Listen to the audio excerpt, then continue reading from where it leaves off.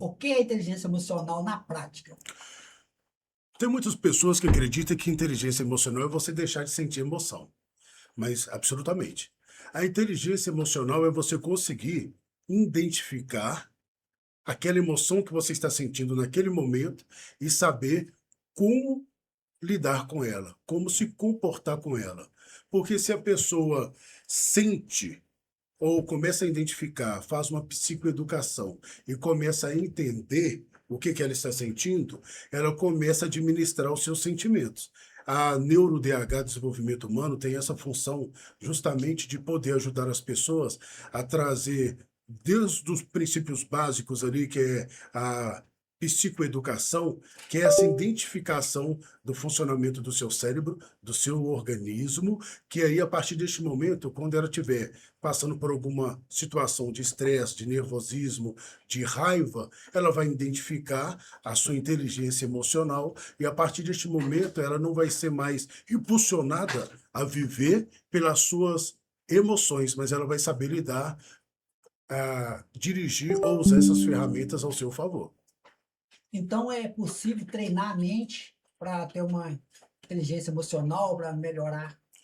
Absolutamente. A neuro-DH, como eu já disse, ela tem esse propósito e, ao mesmo tempo, esse desafio. Por quê? Porque ela quer ensinar e levar essas ferramentas para as pessoas, que às vezes, o Altinho, muitas pessoas não sabem, mas essas pessoas que agem pela emoção compulsivamente, briga, traz confusão, não sabe dialogar, no setor de trabalho ou dentro da família, traz um desconforto muito grande. Mas elas também sofrem, porque lá no fundo, elas não querem ser daquela forma. Só que como elas não têm conhecimento das ferramentas internas e dos recursos disponíveis, o que que vai acontecer? Elas acabam sendo reféns das suas próprias emoções, mas elas sofrem muito. Mas absolutamente sim, tem como você aprender a lidar com essas ferramentas, com as suas emoções e identificar aonde classificá-las, aonde que você vai aplicá-la, é a forma que você deve reagir conforme essas emoções que está chegando de uma forma compulsivamente, entendeu? Tá? E tem alguma dica, algum hábito que a pessoa pode criar um hábito ali para ajudar nessa inteligência emocional? Então, a primeira coisa que a gente faz no consultório ali é fazer uma anamnese. Eu até brinco com as pessoas que, quando a gente vai ao médico, o médico fala assim: "O que que você tem?" E aí nós, com aquela ignorância, né, fala assim: "Uai, eu vim aqui para saber, o médico está me perguntando." Mas, na verdade, aquela pergunta ali já faz parte do tratamento. Anamnese, ana significa voltar atrás.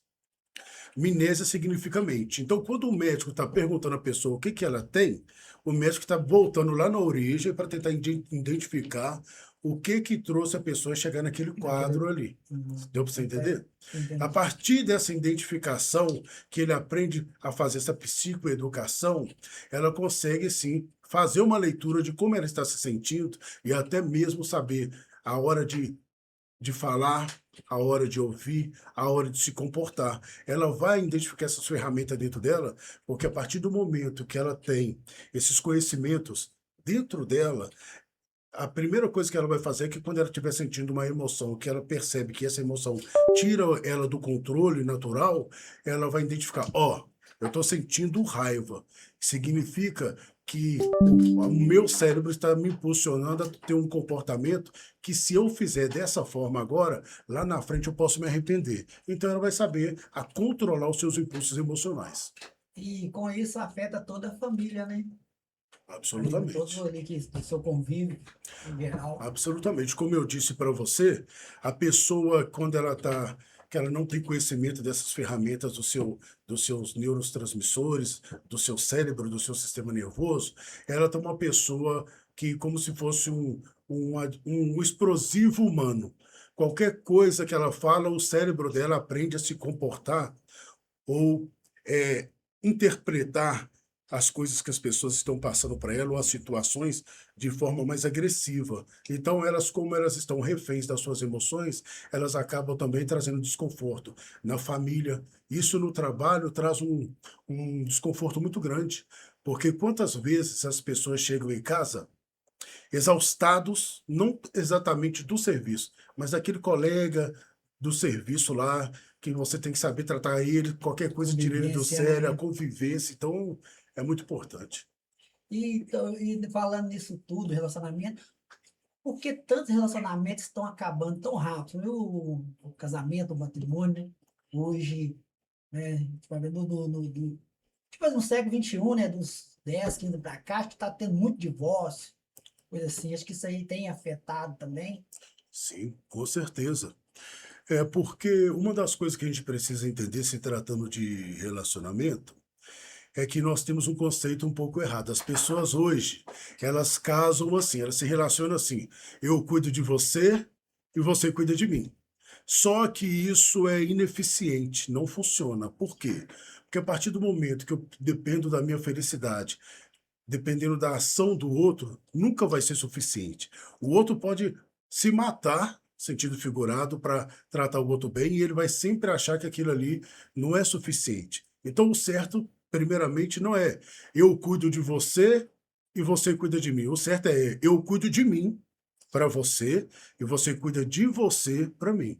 Porque essa responsabilidade de eu cuido de você e você cuida de mim é uma transferência de culpa muito grande, é uma responsabilidade muito grande, porque às vezes a pessoa não está conseguindo lidar nem com suas próprias emoções, seus próprios sentimentos, do dia a dia, correria. Ela ainda tem que preocupar em cuidar do outro, então cada um cuida de si para se entregar o melhor para o próximo, para o seu companheiro. E como identificar um relacionamento tóxico? Tóxico. Isso. Inclusive, inclusive, eu tenho no meu site aí, lá no site da neurodh.com.br, eu tenho alguns livros que falam sobre relacionamentos, que falam sobre desenvolvimento humano, desde as coisas básicas mesmo. O relacionamento tóxico começa a partir do momento que o companheiro ou a companheira tira a privacidade da vida social do outro.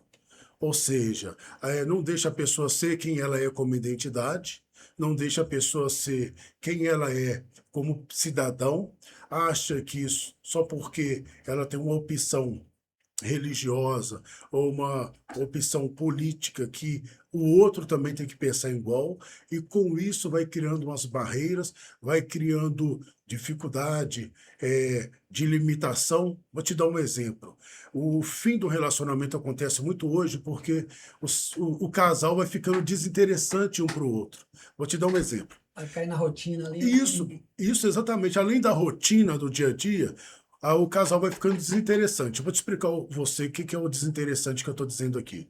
Às vezes, ambos se conheceram. A mulher estava ali fazendo uma academia ou se conheceram ali na faculdade. O homem estava trabalhando e, além de trabalhar, gostava do seu esporte, jogar um futebol, bater um papo com os amigos. E a mulher gostava de ir para o salão também. Tal. E se conheceram fazendo isso. Só que quando eles se casam, eles começam a ter limitações demais. Ou seja, o homem começa a limitar a mulher começa a limitar o homem. Quando eles menos esperam, eles ficam desinteressantes. Por quê? Porque aquele homem que ela conheceu, trabalhando, jogando futebol, batendo um papo com os amigos, já não é mais o mesmo, porque ela não deixa. Deu para você entender? E ela não deixa ele fazer, e isso surte um efeito ao contrário, porque agora aquele homem que ela se apaixonou por ele, que jogava bola, que batia papo, que saía com os amigos e às vezes até levava ela junto, ele já não faz mais isso. Por quê? Porque o relacionamento tóxico começa a proibir a pessoa de ser quem ela é, de fazer o que ela fazia. Vai. Aí a pessoa fica desinteressante de ambos os lados. Ela olha para o homem e fala assim: não, esse cara não é mais, não é o mesmo homem que eu apaixonei por ela. É claro, está havendo um abuso de relacionamento, e a partir do momento desse abuso, dessa limitação, de proibição, melhor dizendo, eles vão ficando desinteressantes. Já não são mais as mesmas pessoas que se conheceram, que se conversaram, se apaixonaram e casaram. Mas ele também pode caracterizar a dependência emocional, né? Se um querer muito fazer a vontade do outro. Exato. A dependência emocional é justamente por causa disso. Às vezes o marido está afim de sair, né? A esposa não está. Ou às vezes vice-versa. A esposa está Também. doida para passear. Amor, vamos passear. Ah, hoje eu não estou afim. E nisso aí vai gerando, tipo, uma dependência. Outra coisa também que vai gerando dependência, vamos supor, os dois estão conversando ali, chega e um fala assim, vamos tomar um sorvete? Aí eu falo assim, vamos, você quer de quê? Ah, qualquer um. inconsciente, isso ao a um cálculo de tempo a médio, a longo prazo, um está transferindo para o outro a responsabilidade de escolha. de escolha. Quando assustar que não, a pessoa está ficando dependente emocionalmente do outro. Por quê? Porque o organismo, metabolicamente, também acostuma a viver com sofrimento. E como estabelecer esse limite? Estabelecer os limites é entender o seguinte: mesmo sendo casal, ambos precisam ter a sua vida social. Certo? É óbvio que dentro de uma aliança tem o seu sistema ético, moral, um conjunto de valores, né? Obviamente tem coisas que quebram a aliança, mas o fato do homem jogar o seu futebol, o fato da mulher sair com uma amiga dentro de um ambiente social, dentro de um horário social, isso aí não deveria jamais trazer divisão para o casal, deveria trazer maturidade, porque na verdade ninguém segura uma pessoa, né? O relacionamento ele precisa ser saudável. Mas aí que entra o papel da comunicação, né? Exato. Tem que ter a comunicação dentro da família.